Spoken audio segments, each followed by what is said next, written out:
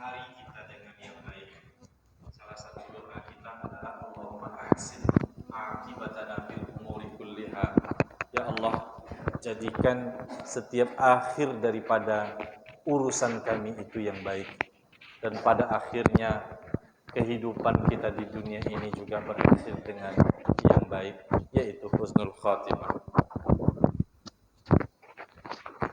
Salawat dan salam buat Nabi Muhammad sallallahu alaihi wasallam.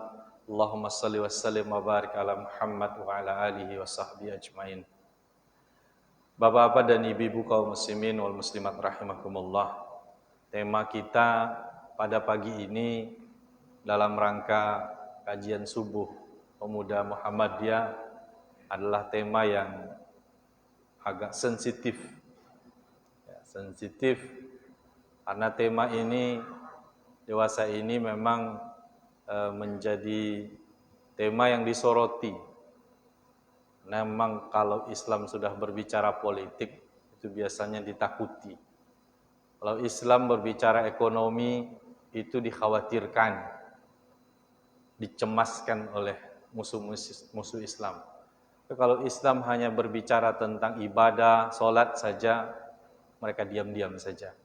Kalau Islam sudah dibawa ke politik, nanti pasti ditakuti. Bapak-bapak dan ibu-ibu kaum muslimin wal muslimat rahimakumullah. Apakah ada politik di dalam Islam? Sesungguhnya tentang memahami antara Islam dan politik itu tergantung kepada pemahaman kita sendiri tentang Islam. Apa yang kita pahami tentang Islam itu? Apa yang kita pahami tentang kita itu beragama?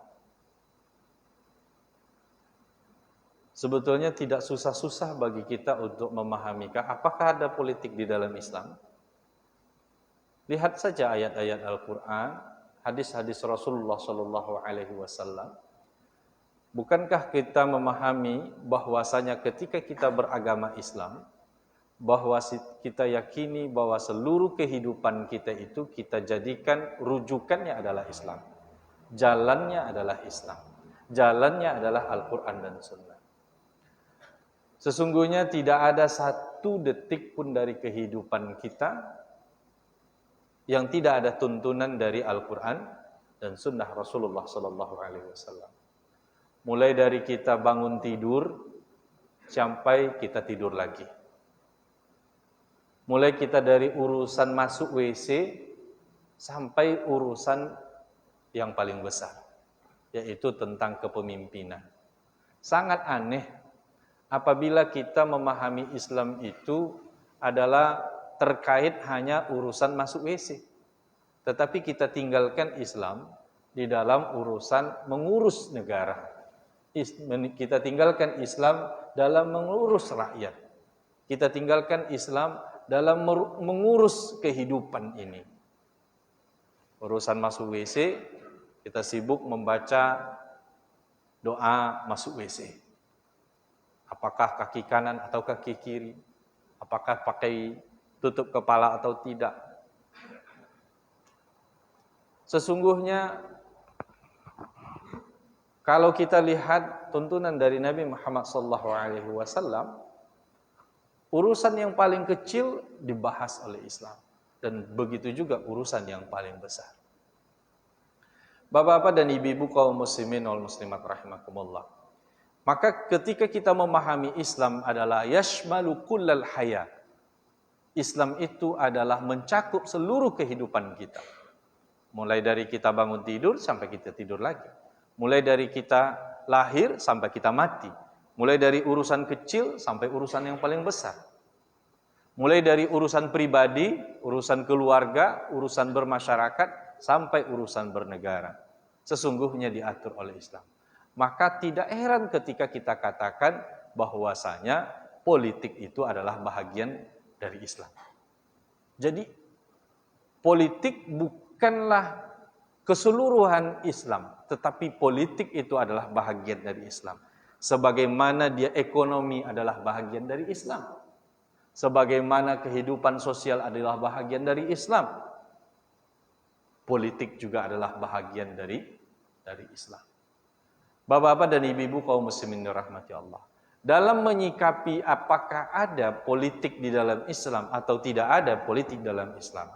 Sesungguhnya ada syubhat, ada pemikiran-pemikiran yang dimasukkan kepada umat Islam yang menjauhkan umat Islam itu dari politik. Pemikiran itu disebut dengan pemikiran ilmani, yaitu sekuler. Yaitu bagaimana memisahkan antara Islam dengan politik. Kalau di Indonesia, untuk memperpanjang penjajahan Belanda di Indonesia ini, kita kenal dulu ada orang Belanda pura-pura masuk Islam, kemudian belajar sampai di Mekah, kemudian datang-datang ke Indonesia, menyebarkan pemikiran namanya pemikiran ilmani, yaitu sekuler yang dinamai, beliau itu adalah Snok Hokronyi. Luar biasa. Bapak-bapak dan ibu-ibu yang dirahmati Allah, dimunculkanlah hadis-hadis yang seolah-olah bahwasanya kalau sudah urusan agama, ya urusan agama saja. Urusan pemerintah saja. Kalau di masjid tidak usah dibahas-bahas politik.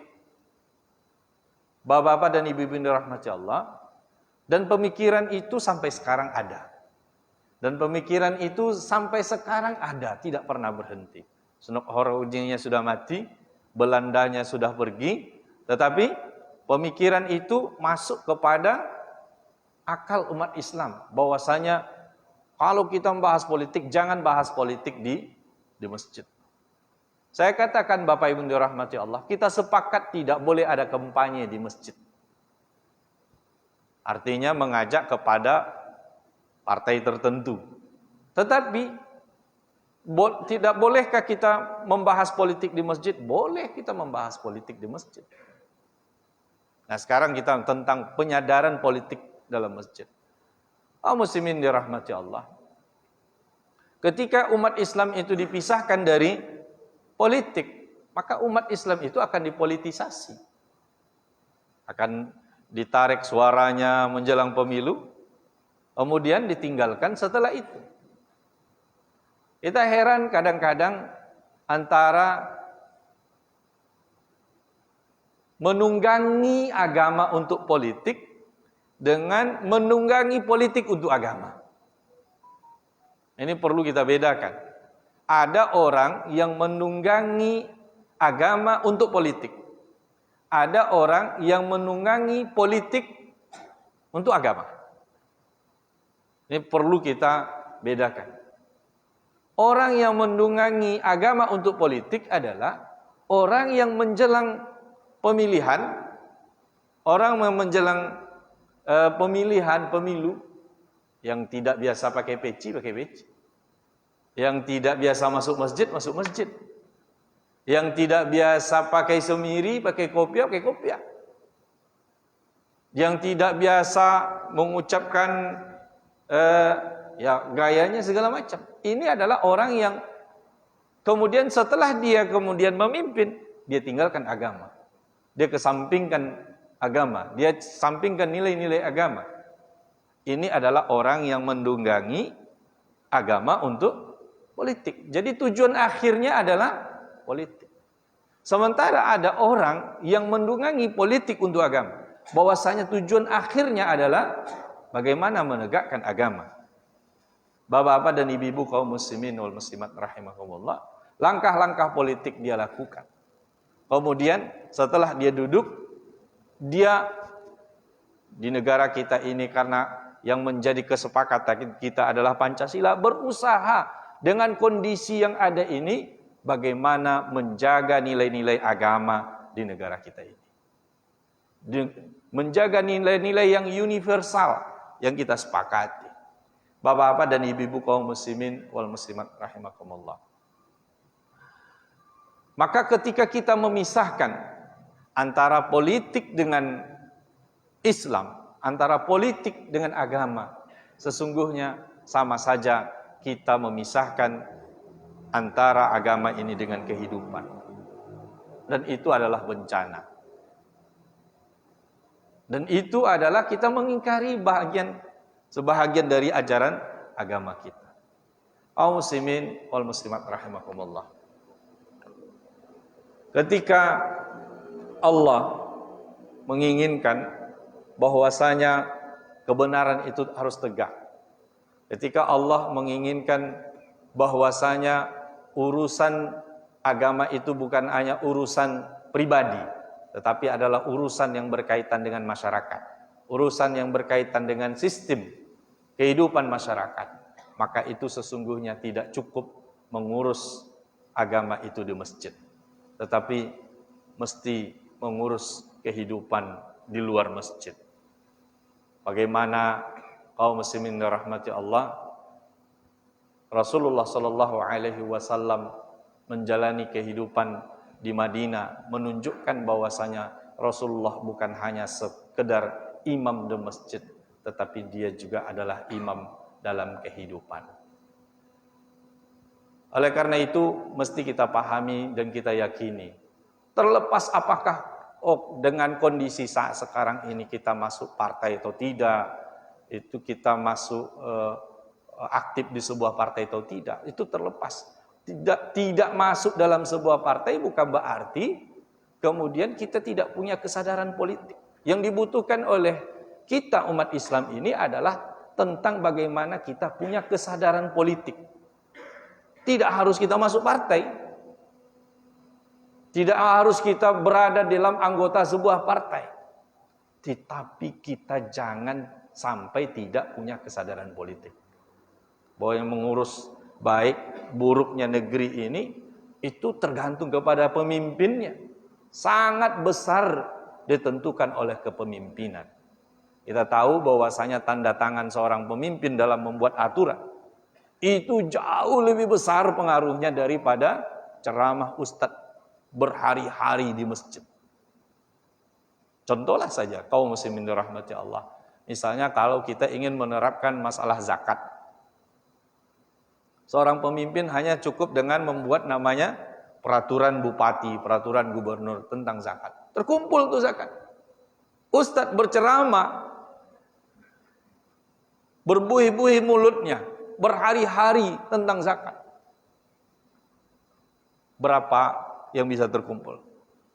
Hanya kesadaran. Kalau seorang ustadz, seorang dai berceramah di masjid, hanya diminta kesadaran, dia tidak bisa dalam bentuk paksaan. Tapi kalau seorang pemimpin membuat sebuah peraturan, dia tidak hanya kesadaran, tetapi dia membuat sistem, membuat aturan. Seseorang harus merasa kemudian dipaksa dia untuk melakukan. Begitu pentingnya kepemimpinan. Karena antara politik dengan kepemimpinan itu adalah bahagian yang tidak terpisahkan. Kaum muslimin wal muslimat rahimakumullah. Bagaimana mungkin tegak keadilan apabila orang yang memimpin sebuah negeri tidak adil? Bagaimana mungkin kita merasakan kesejahteraan apabila seorang yang memimpin itu membawa kezaliman? Bapak-bapak dan ibu-ibu kaum muslimin wal muslimat rahimakumullah. Contoh yang paling praktis saat ini kaum muslimin dirahmati Allah adalah selain di negara kita ini, ada negara yang dulu sekuler luar biasa, yaitu Turki. Apakah contoh negara yang dengan sistem yang ada sekarang ini, kita katakan sistem demokrasi, terlepas kita di debat, apakah ada sistem demokrasi dalam Islam? Kita ini di dalam politik ini kaum muslimin dirahmati Allah tidak bisa harus memahami tentang fikul waqi' namanya. Realita yang ada sekarang ini. Oh, kita tidak, bahwasanya kita sistem khilafah segala macam. Idealnya kaum muslimin dirahmati Allah, mungkin orang berpikir seperti itu. Cuma yang ada saat sekarang ini, yang ada di negara kita ini adalah demokrasi. Nah, bagaimana dengan sistem ini umat Islam kemudian berpartisipasi dan kemudian umat Islam bisa mendapatkan hak-haknya. Karena kalau umat Islam absen dari itu, umat Islam tidak mendapatkan hak-haknya. Kaum muslimin dirahmati Allah, apa contohnya? Dulu di Turki itu setelah runtuhnya khilafah Utsmaniyah yang diprakarsai oleh Kemal Atatürk. Memang pemahaman-pemahaman sekuler itu ditebarkan. Akhirnya umat Islam sendiri yang kemudian membenci khilafah Utsmaniyah. Kemudian apa yang terjadi? Turki dipimpin oleh Kemal Atatürk. Apa yang terjadi? Tidak ada pendidikan Islam. Tidak azan. Azan diganti dengan bahasa Turki. Orang yang berjilbab dianggap, coba bayangkan. Orang yang berjilbab dianggap orang yang tidak plural. Orang yang tidak menghargai orang lain. Padahal berjilbab. Sampai-sampai kan ada seorang anggota parlemen Turki itu. Sampai-sampai dia dipecat dari negara, dikeluarkan, dideportasi dari negaranya. Deportasi dari negaranya. Karena berjilbab. Di pendidikan tidak ada pendidikan agama. Salat hanya waktu salat saja, setelah itu masjid ditutup. Tidak ada ceramah, tidak ada pendidikan agama. Dan agama diolok-olok. Itulah yang terjadi kaum muslimin dirahmati Allah. Umat Islam dijauhkan dari politik. Siapa yang berbicara politik dianggap dia radikal. Nah, tetapi kemudian dengan dakwahnya mulai dari Arbekan ya. Arbekan dengan partainya menggerakkan bagaimana menyadarkan umat Islam dengan politik. Kemudian dituduhlah Arbekan dengan bermacam fitnah. Akhirnya partai Arbekan ini beredar, dibubarkan. Muncul kemudian dari madrasah Arbekan ini muncul Erdogan. Ya, kita tidak bisa mengatakan, oh itu belum ideal. Kita jangan berbicara ideal. Apa yang ada sekarang? Bahwasanya terlepaslah dari kekurangan dan kelebihannya. Sesungguhnya itu jauh lebih baik daripada apa yang sebelumnya. Karena kita tidak akan bisa menuntut 100% ideal kaum muslimin dirahmati Allah. Alhamdulillah dengan kepemimpinan Erdogan sekarang ini, apa yang terjadi? Umat Islam bisa bebas melaksanakan agamanya yang luar biasa. Coba bayangkan ada Masjid Hagia Sophia yang dulu adalah zaman sebelum Islam datang, itu adalah gereja. Ketika Islam datang kemudian menjadi masjid. Kemudian zaman Kemal Atatürk itu kemudian ditutup jadi ke museum. Zaman Erdogan 2018 kalau tidak salah kemarin, itu dibuka lagi menjadi masjid. Sampai-sampai Amerika protes. Coba saya bayangkan. Amerika saja protes. Negara-negara lain itu, Spanyol protes. Kenapa dijadikan lagi masjid? Tapi seorang Erdogan yang melambangkan dia adalah pemimpin umat Islam di Turki dan juga merasakan bahwasanya semangat Islam itu tumbuh. Sampai-sampai tetap mempertahankan bagaimana Hagia Sophia itu tetap dijadikan masjid. Ada haibah, ada wibawa umat Islam. Ya. Bapak-bapak dan ibu-ibu kaum muslimin dirahmati Allah. Sampai sekarang umat Islam merasakan, apa yang dicapai oleh Erdogan sekarang, Turki ini adalah bentuk bagaimana politik itu bisa membawa kebaikan bagi agama.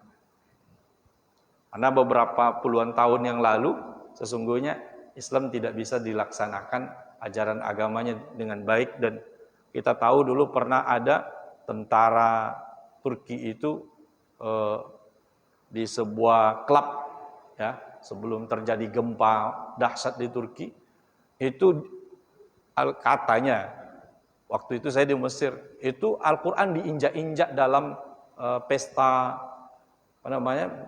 minuman keras, diinjak-injak di nightclub itu.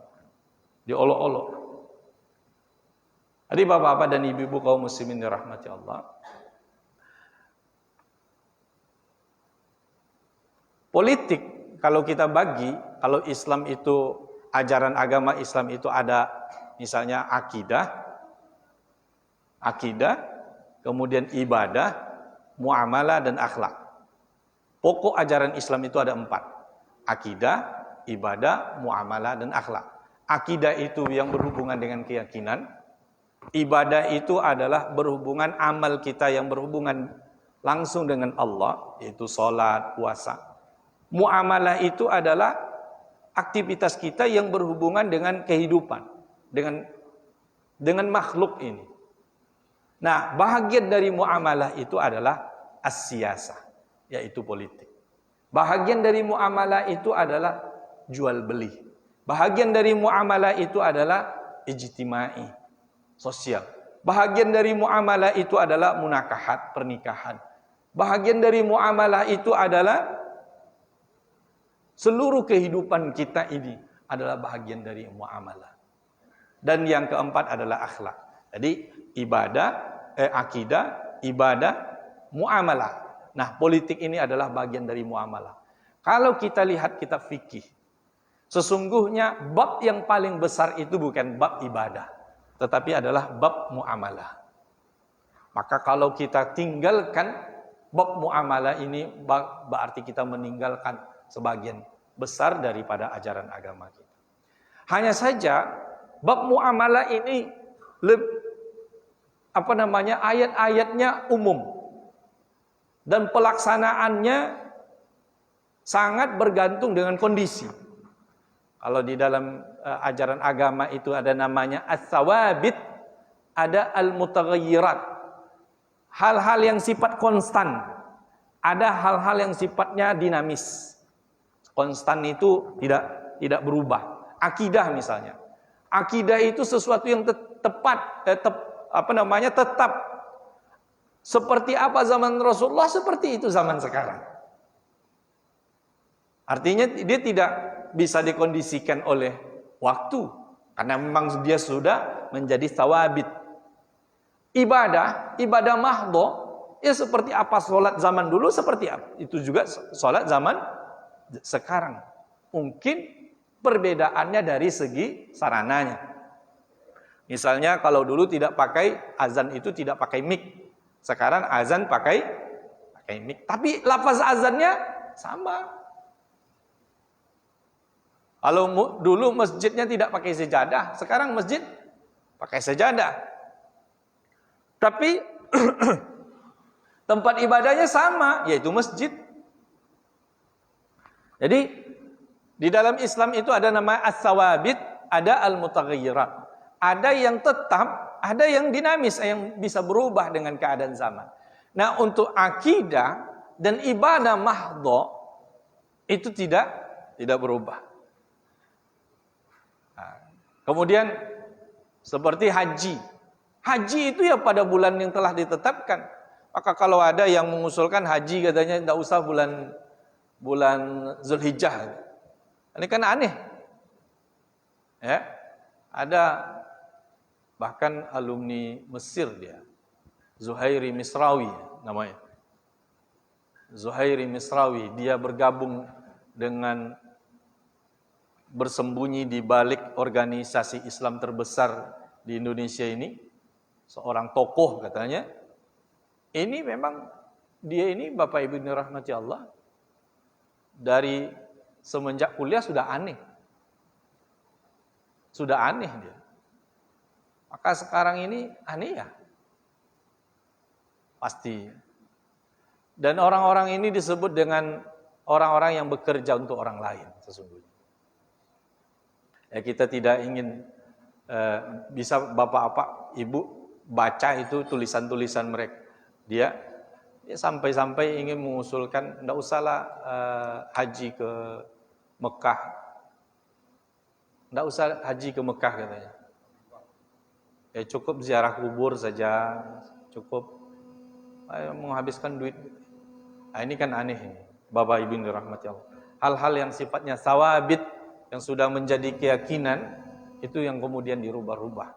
Kemarin diusulkan menjadi oleh pemerintah, diusulkan menjadi dubesnya Saudi. Nah ini mudah-mudahan tidak jadi.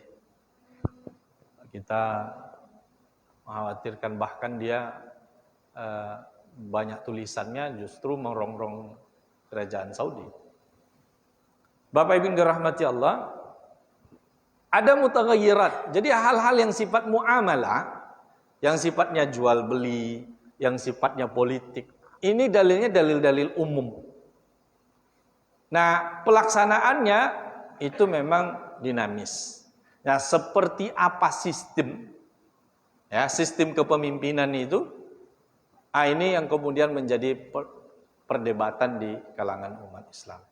Bapak Ibu rahmati Allah, karena dia sifatnya dinamis, maka itu sangat bergantung kepada kondisi zaman itu dan ulama-ulama yang ada zaman itu. Bapak-bapak dan ibu-ibu rahmati Allah.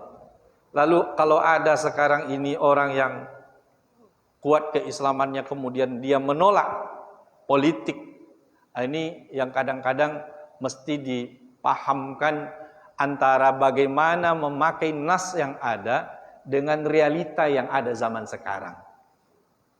Kan ada begitu. Kita tidak usah masuk politik. Kalau dia maksudkan bahwasanya kita tidak usah masuk politik karena politik ini kotor, sementara Islam ini adalah agama yang bersih, ini perlu diluruskan. Bapak-bapak dan ibu-ibu rahmati Allah. Tapi kalau dia katakan bahwasanya lalu apa yang mesti yang kita lakukan saat sekarang ini? Realitanya sistem yang ada bukan sistem Islam. Sistem demokrasi ini bukan sistem Islam. Masalah sistem itu masalah yang adalah wasilah. Kita harus, pilihan kita bagaimana? Pilihan kita masuk politik, kita masuk berpartisipasi dalam politik atau tidak. Kalau kita tidak berpartisipasi, bayangkan seandainya orang-orang baik tidak ikut dalam ajang, ya kalau dikatakan ajang mencari pemimpin ini, maka siapa yang akan hadir menjadi pemimpin?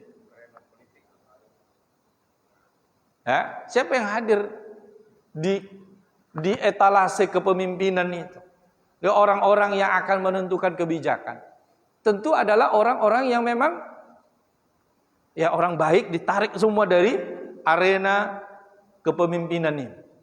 Jangan dibaca hadisnya, jangan dibaca hadis sepotong-sepotong, jangan dibaca dalilnya itu sebagian-sebagian. Enggak usah. Itu kalau orang kampanye itu sama saja meminta kekuasaan. Orang yang meminta kekuasaan itu innaha la amanatun wa innaha yaumal kiamat. Sesungguhnya dia ada amanah, amanah itu tidak boleh diminta. Amanah yang tidak boleh diminta itu kalau kita berada di kalangan orang-orang yang bertakwa. Tapi kalau kita berada berkontestasi dengan orang-orang yang zalim, orang yang jahat, orang yang apa, maka berkontestasilah.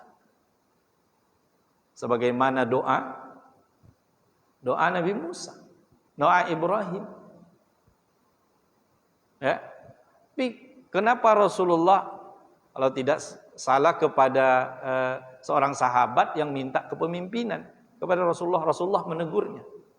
Karena Rasulullah melihat dia tidak layak. Nah, jangan hadis ini yang dibaca kemudian dibawa ke dalam kehidupan kita. Oh muslimin dirahmati Allah.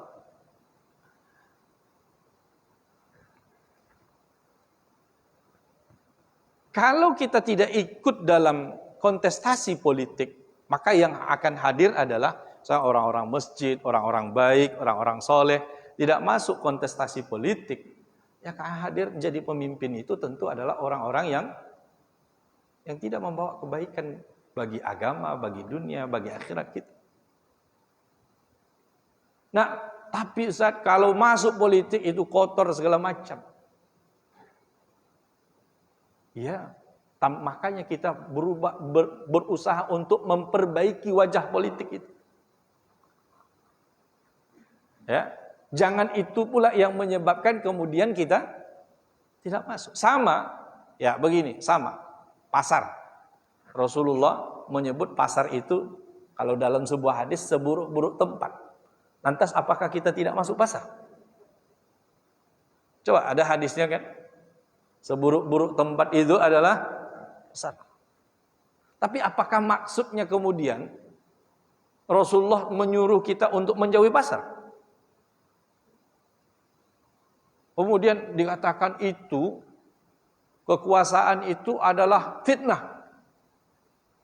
Ingat, bukan hanya kekuasaan yang fitnah. Kalau setiap fitnah itu harus kita jauhi, berarti kita harus juga menjauhi perempuan.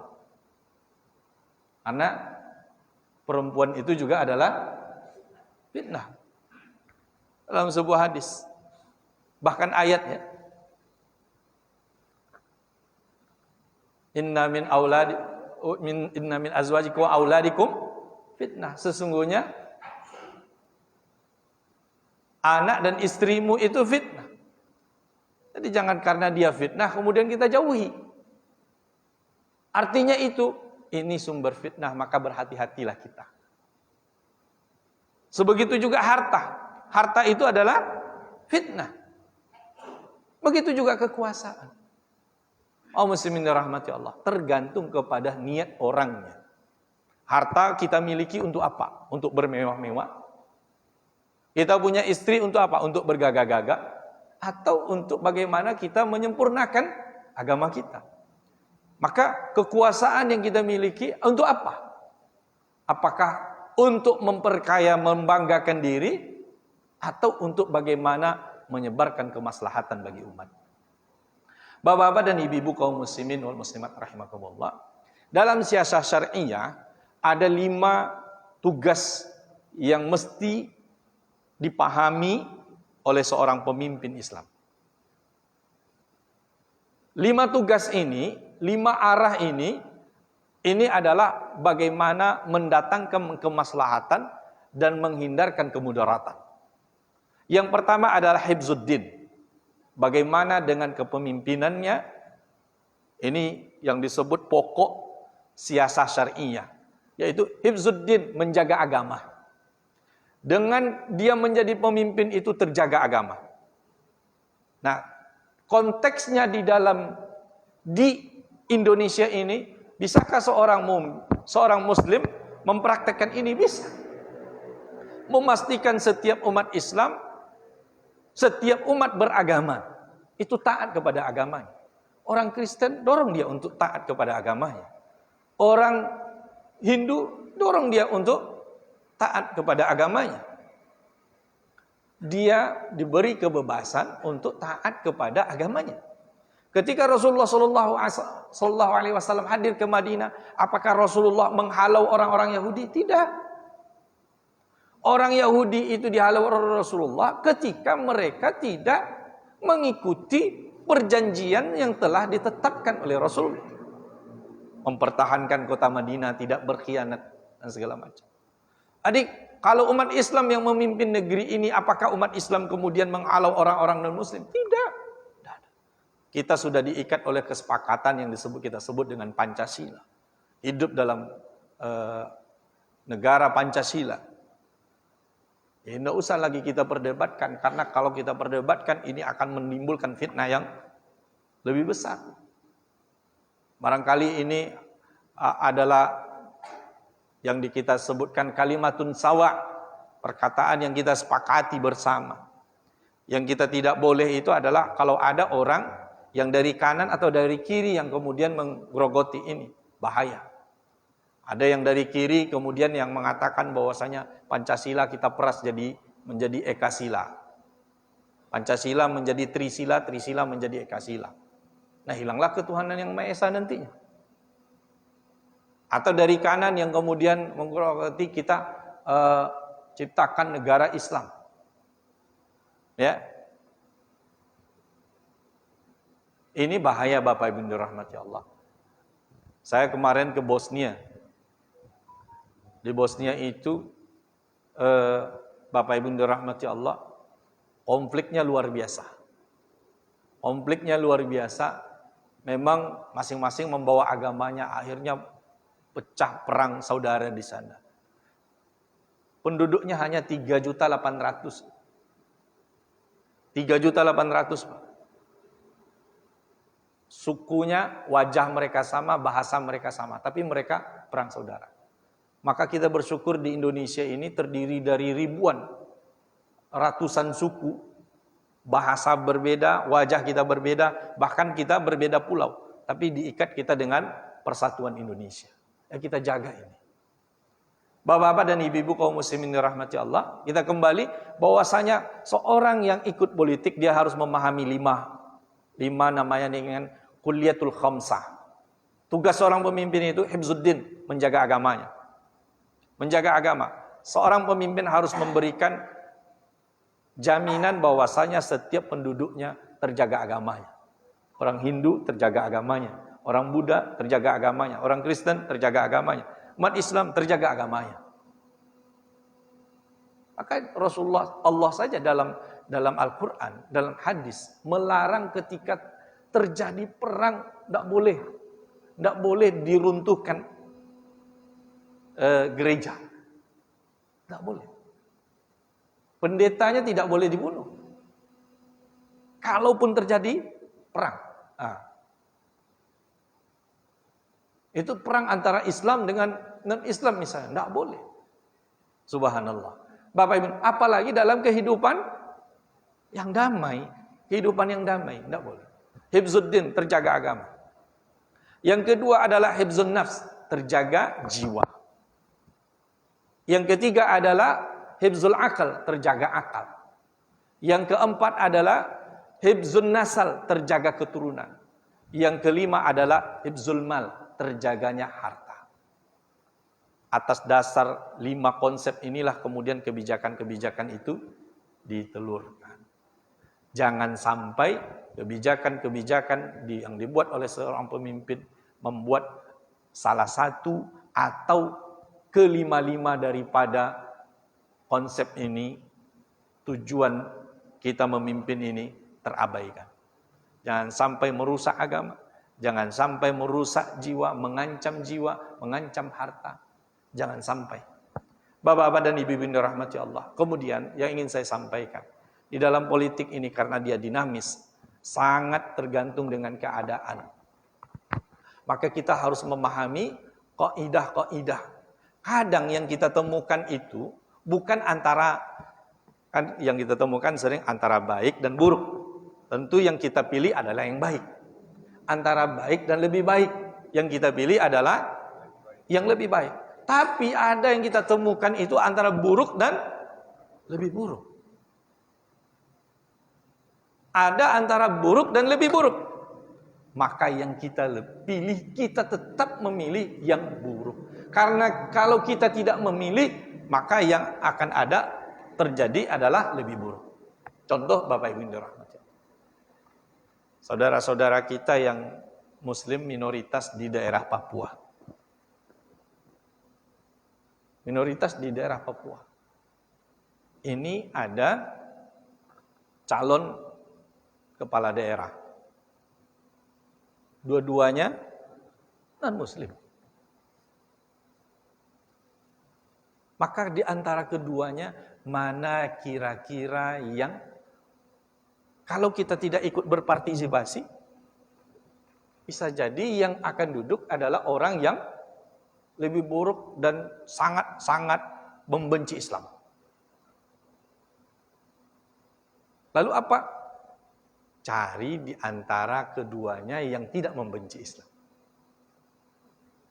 Sama seperti di Amerika kemarin. Antara Donald Trump dengan Joe Biden. Ya. Maka umat Islam di situ bertanya kepada ulamanya, mana yang lebih besar maslahatnya? Kita memilih Donald Trump kan? Atau Joe Biden? Joe ya. Ini memang buruk juga, dia tetap akan mendukung Israel. Dia juga, tetapi setidaknya dia membuka diri. Maka di dalam pilihan-pilihan dalam urusan politik ini, Bapak Ibu dirahmati Allah, bisa jadi kita, apa yang kaidah yang biasa dikatakan dalam qawaid fiqhiyah, ada fiqhul maqasid, turkabu ad-dararul asghar lijtinabi ad-dararul akbar. Dilaksanakanlah, kita lakukan mudarat, perbuatan yang mudaratnya kecil demi kita menjauhi mudaratnya yang lebih besar. Jadi ini sistem politik yang ada di negara kita ini, ada mudaratnya, ada. Tapi kita menjauhinya jauh lebih besar mudaratnya. Jauh lebih besar mudarat. Maka ini sebuah konsep, sebuah kaidah yang dibuat oleh ulama dulu, ulama-ulama salaf dulu, diambil dari ayat-ayat Al-Quran dan hadis Rasulullah. Apa di antara dalilnya? Dalilnya adalah ketika di dalam Al-Quran disebutkan Allah mengharamkan bangkai, Allah mengharamkan babi, tetapi di ayat lain Allah katakan famaniturra fi mahmasatin ghaira mutajanifin fala isma alaih. Allah mengharamkan babi, tetapi barang siapa dalam keadaan darurat, pilihannya, kalau dia tidak makan babi, dia mati, maka babi itu saat itu dibolehkan baginya. Tidak boleh bahasanya, maka dikatakan politik itu tidak hitam putih. Memang tidak hitam putih, Pak. Politik itu pilihan antara baik dan lebih baik, atau antara buruk yang kurang buruknya. Oh, tidak bisa. Oh, saya harus hitam putih. Dalam politik bisa jadi tidak hitam putih. Saatnya ada berkoalisi, saatnya ada ya dalam hal-hal yang misalnya, kok misalnya partai Islam kok berkoalisi dengan ini? Dalam hal-hal yang sifatnya disepakati. Tidak semuanya juga diperdebatkan, tidak berkaitan dengan ideologi yang menghancurkan. Kadang-kadang, Pak, kalau kalian setuju itu, kami setuju ini. Kalau kalian dukung untuk urusan itu, kami dukung kalian untuk urusan ini. Karena kalau kita dukung dia untuk urusan itu, kita dapat mudarat sedikit. Sementara ketika dia dukung kita untuk urusan ini, manfaatnya lebih besar. Ini ijtihad, Pak. Maka masyarakat ini harus memahami.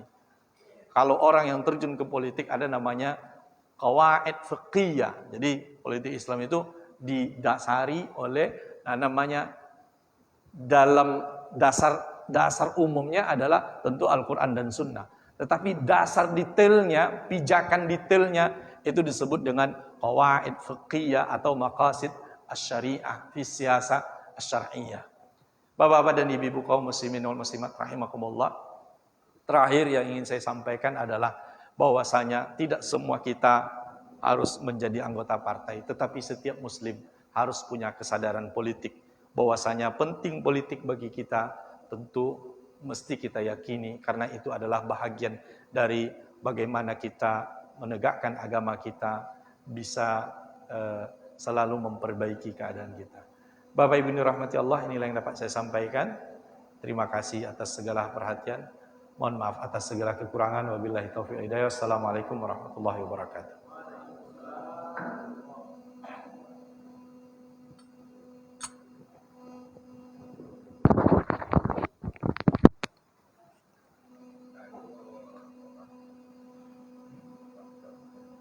Terima kasih kita ucapkan kepada Ustaz kita, Ustaz Saruledi, atas waktunya tentang penjabaran bagaimana peran politik di kalangan atau siasa dalam di kalangan kita sebagai umat Islam. Semoga kita bisa mengambil iktibar dan pelajaran bahwa harga sembako dipengaruhi oleh keputusan politik kita. Mungkin dengan mengucapkan alhamdulillah saya tutup.